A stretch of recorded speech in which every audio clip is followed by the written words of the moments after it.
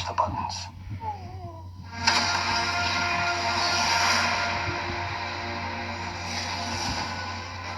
I can use some information. Whoa, for this price, I'll tell you whatever you want. I'm looking for a hut. Close for the night. Thank you. Gangsters. War criminals. Long live the Empire. We'll take out every bad guy in your deck of cards.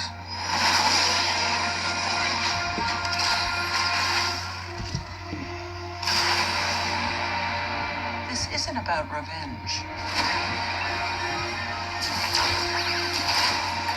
It's about preventing another war. Strap in.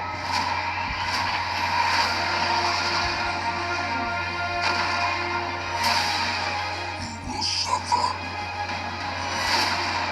And then it will be his turn. Before going into harm's way, check your armor. The kid will live centuries beyond me. I won't always be around to protect him. Are you scared? You should be. Do we run? Or do we fight? I like this kid.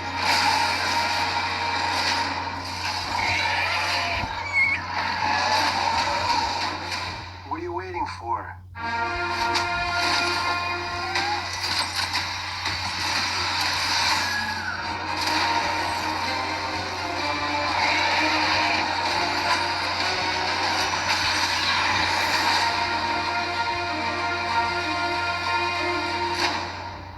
Let's save the rest for after dinner.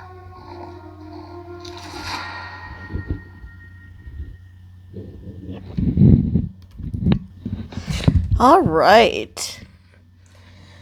So we finally got a full official trailer for The Mandalorian and Grogu, which, as you saw, comes out May 22nd. Now, looks like they're also doing a speed run for those who are casual viewers who haven't watched the show, so have no idea who these people are. Like him mentioning that Grogu will outlive him by centuries. I assume at that point that people know he has the Force, because it's possible that casuals don't know that the entire species is strong in the Force. That's why there's so few of them. So they might be familiar with Yoda, but don't understand that this is a thing with his species.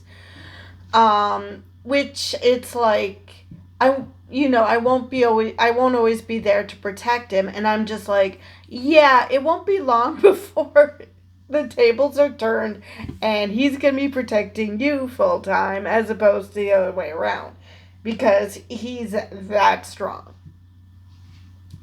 What annoyed me about this movie, it looks like in 2 different scenes they remove Din Djarin's helmet. Now, we just went through an entire season of him getting right with God, getting right with his tribe in order to be a Mandalorian again. And he vowed that he would not take off his helmet. Now, I get it if he takes it off in private in front of Grogu, because that's his kid.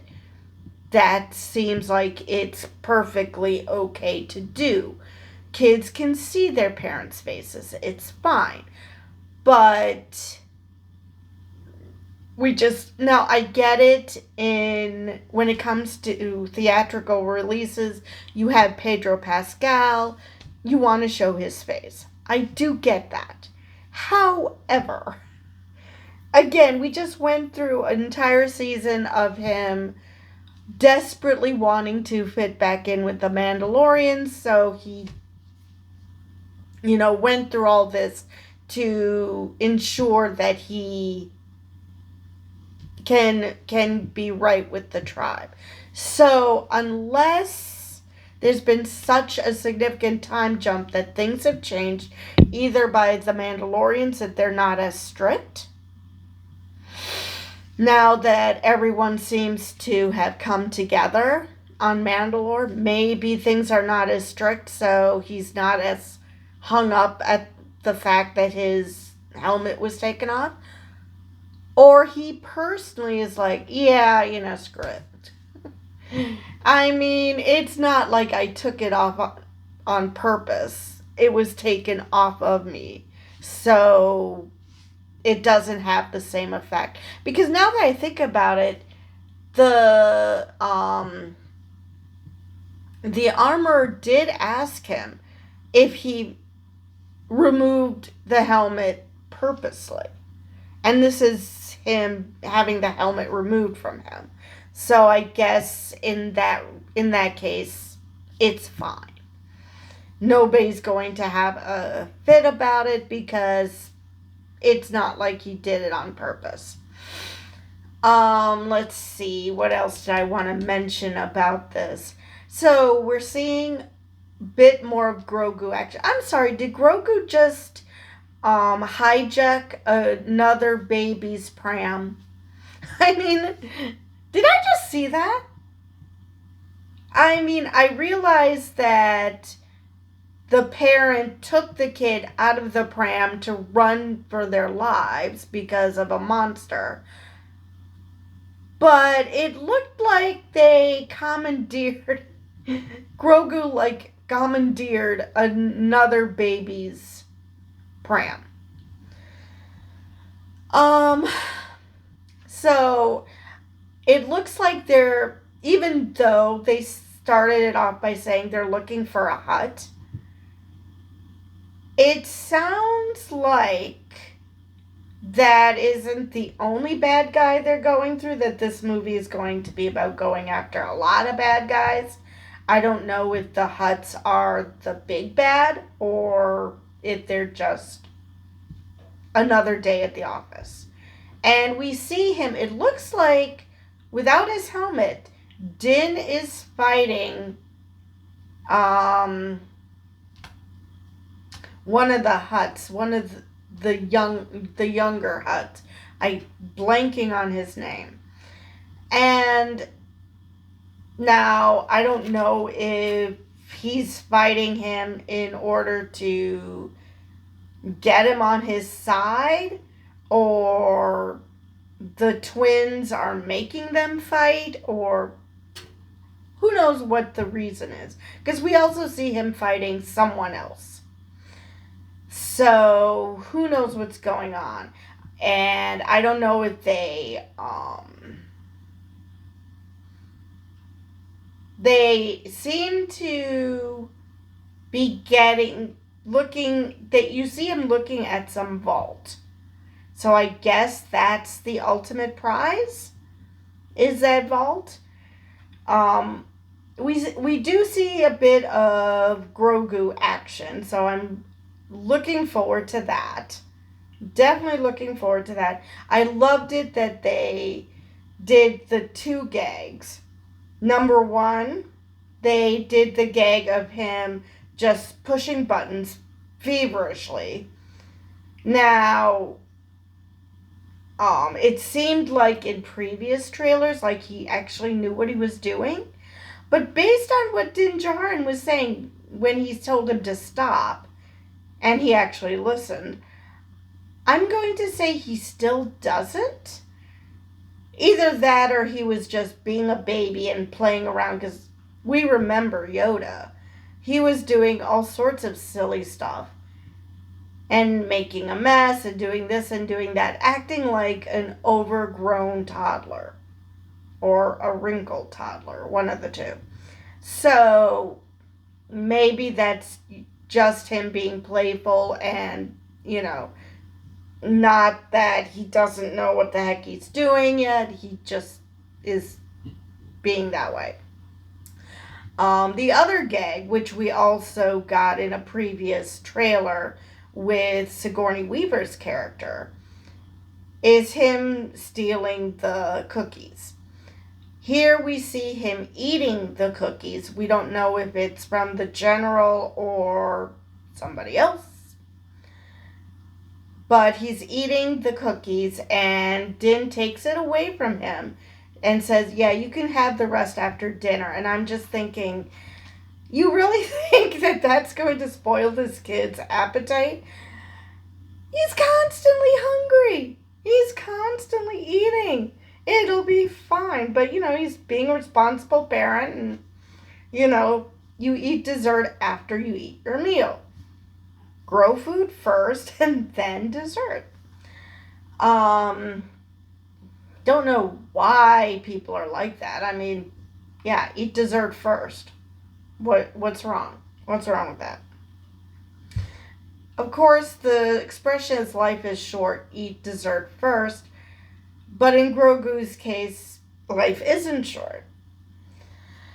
I believe we saw Zeb. I'm pretty sure we saw Zeb in this trailer. So, and he seems to like Grogu. So Grogu is making friends. We like that. Let's see, what else did I want to mention about this? He's wearing his armor. I thought that the chest plate was just one piece of it. But maybe that's his entire armor. Because the rest of him he can perfectly defend because he's a Jedi. Well, he's a Force user, not a Jedi. So maybe he's not going to get any more armor. That's going to be extent of it. Or at some point they're going to meet up with the armor and she's going to grant Grogu another piece of armor. Let's see, what else? What else I wanted to mention about this trailer? Let me see.